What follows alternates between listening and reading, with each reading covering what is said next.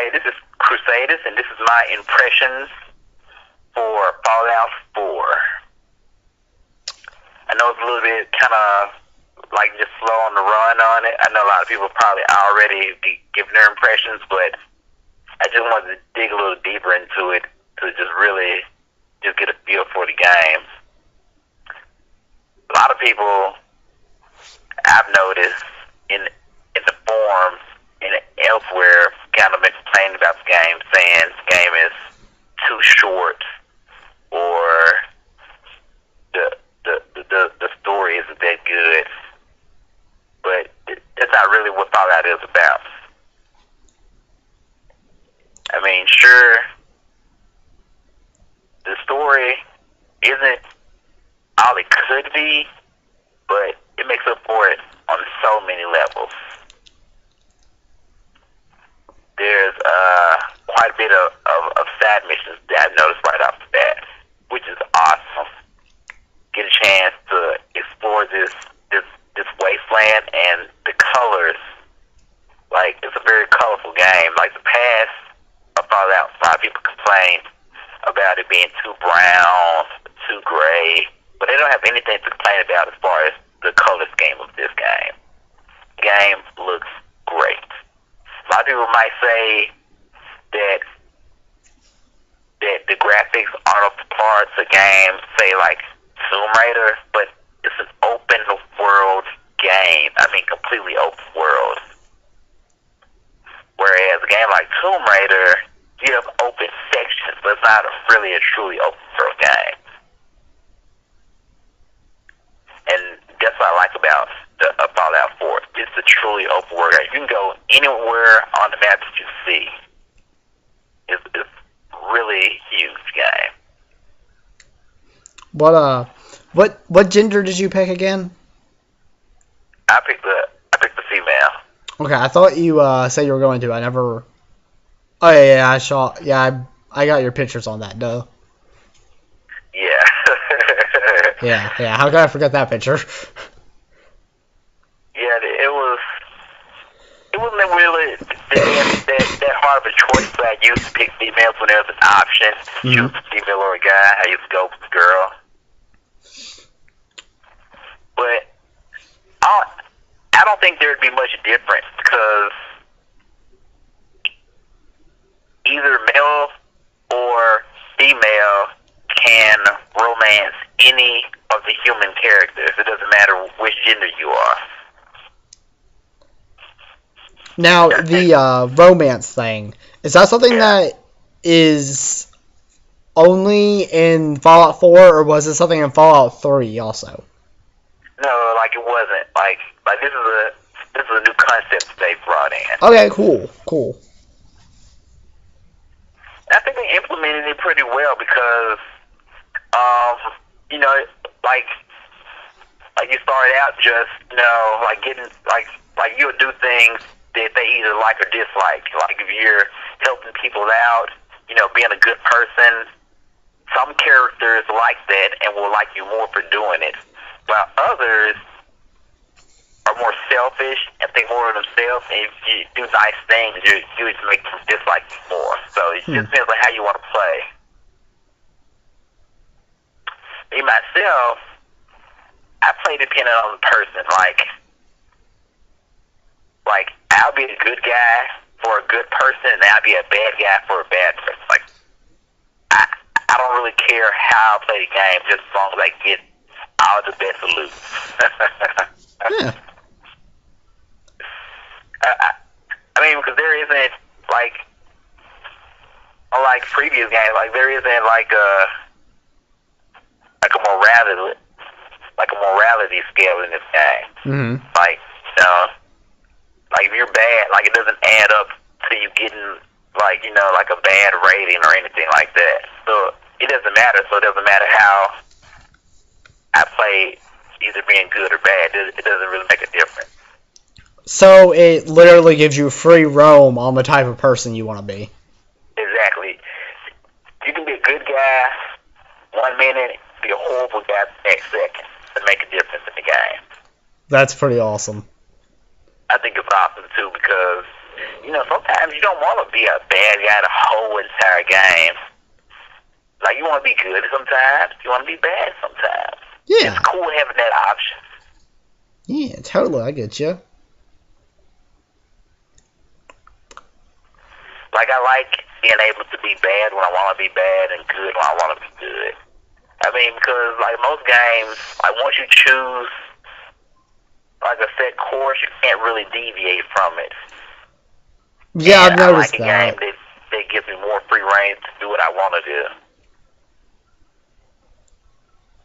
Yeah, I've noticed that. Oh, some games, one that comes to mind, although I have to be honest, I haven't really played a lot of it, or very much at all, but talking about, like, a good and bad factor, kind of reminds me of Infamous, because, it kind of had that going for it, and it had that whole, like, meter thing, like, good meter and bad meter, and the in-between, and all that stuff.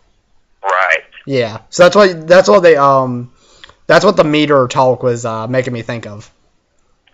Yeah, I don't always like that, to be honest with you. Like, I like being able to do what I want to do and not have repercussions.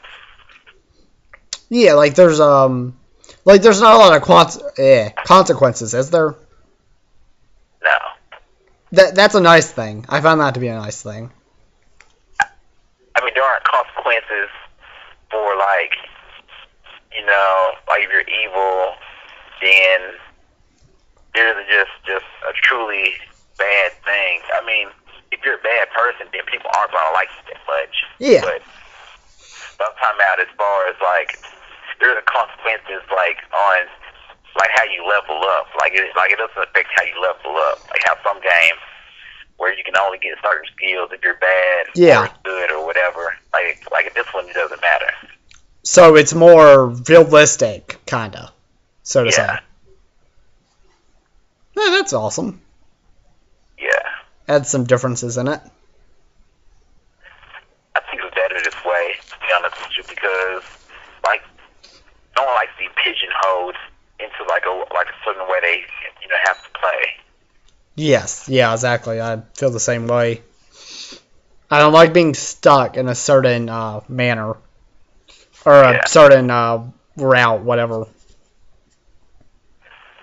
Yeah, it's like having your options completely open to do what you want to do and not having to play one way because the game says you've been bad for so long, so you have to keep on being bad or being good or like that. Okay, cool. That's actually very that's a very nice thing for me because if I think I'd be a lot like you, and if I wanted to be bad in one situation then be good in another, I wouldn't feel consequences for it, and that I like that. Yeah, I like that too. It's just it's cool having your options though, because like no one. I mean, who truly likes being bad in the game wants to be bad the whole entire game. They like to be good when it suits their needs, and be bad when it suits their needs. It really just depends on the situation. Yeah. What about like the music for the game? How is it? Okay. There's classical music, like violins and just music like dun dun dun dun. Oh, that's dun, cool. Dun, dun, dun. It's music like that, and it has like the old, 40s and 50s type music, Oh, kind of like the that was kind of shown off in the trailers, wasn't it? Yeah. Yeah. Like music you heard in the trailer, it's kind of like how there's like radio stations. So like there's a classical radio station, and there's an oldies radio station as well. Oh, that's very awesome. Yeah. The during every time I heard the Fallout 4 trailer and heard that classical music, or the kind of like the oldies music, I always kind of felt like I was back in I was back playing BioShock because it had that kind of music. Yeah. With Rapture, and it always kind of I don't know. It gave me a good feeling about Fallout 4. It kind of draws you in. I definitely appreciate the music that it has. It's definitely like, as far as the music. Oh yeah, something I forgot to bring up is the gameplay. Mm-hmm. Like in the previous Fallout, Fallout 3 in New Vegas, the first person shooting was kind of wonky. Like, some people thought it was okay, other people didn't like it at all. But in this one, the first person shooting is a whole lot better. Like, you can transition between like first person view and third person view, and like both of them work really well for you.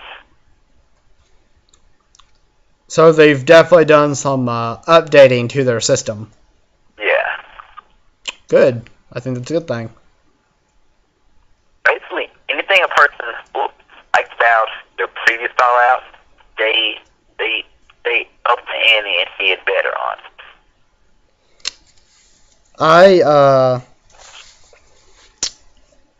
Honestly, I can't remember the shooting from Fallout 3 very much. Like, I think I put like 2 or 3 hours into that game at one point, but I cannot remember the shooting at all. Well, they have a bat system where you can like target a specific part of the body, where you can just like shoot, just like from regular, being in first person view where you can shoot, or in third person. But the targeting was always kind of horrible. It's kind of hard to target somebody like unless you use the bat system. Yeah, some games, like, well, I can't say I've really played a lot of them, but I have played some games that have, like, a targeting system as far as, like, target the specific body part. And, some games, I admit, it works pretty well, and some games it's just a horrible mess. Well, this one, it works really well. That's a good thing to know, because honestly, I like it better when the games do have, like, that targeting system. I think it adds some, I don't know, it's just different to me. Yeah. But basically how the story goes, like in the game, is, like, basically the world's coming to an end, and you're able to get to a vault, and you're frozen in time for over 200 years. And like during that time, like someone comes and takes your son. So like your mission or your goal in the game is to try to find out what happened to your son. Oh wow. Because you were frozen again. Like he was taken like you saw him taken, like you were frozen again. So you don't know if he's a grown older man or if he's still a baby. Like you're trying to figure out what happened to him. Oh, wow. That's crazy. Yeah. I know some people complain about the story, but I think the story is interesting and endearing, especially if you play as a woman because, it's her baby. Yeah. Definitely. It adds some, I don't know, like that motherly instinct and all that. Exactly. I think you can more relate to the character like you're playing as a woman than as a guy. We've had this discussion in another video, and I'll leave a link for that. But the whole feeling for the woman, like, how can I, we both feel more for the woman character than we do a male character. Exactly. And that would be the same for Fallout 4. Like where there's a baby involved. I mean, yeah. I think probably more to like the woman than the guy character. I definitely recommend playing as the woman, like if you play this game. I probably will. Anytime I have the choice, I usually go for a female character. Yeah. That's awesome. And in this game, there isn't skill points where you can increase say speech or whatever. It's like there's perks, and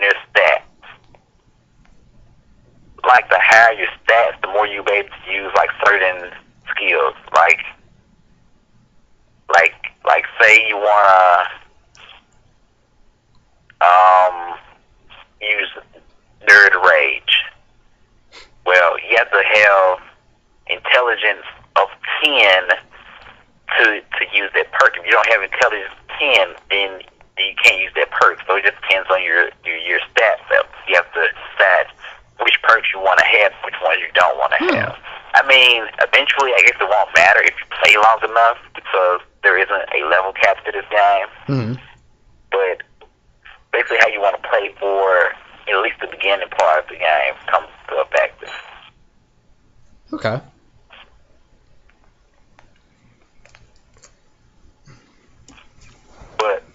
But overall, I would say it's not quite on epic proportions, but it's definitely a very awesome game so far. I haven't completed it, so I can't give my full rating on what I think the game is, but it's definitely pretty awesome. Okay, that's a good thing to know, and I'm glad I'm glad that it's already on an awesome ranking, because that it does give room to become an epic rating. Exactly. Definitely excited to play the game some more and also finish it, which is probably going to take many more hours. Yeah. About 100. Yeah, like we said before, it will be time to start Digimon, and you're still going to be playing Fallout 4. Exactly. And I can totally see it happening. Yeah. But that's all I have to say for this, as far as my impressions go. Okay, cool. So I guess we'll end the video here. This is Floopes 900. This is Crusadus. And we'll see you in another video. Peace.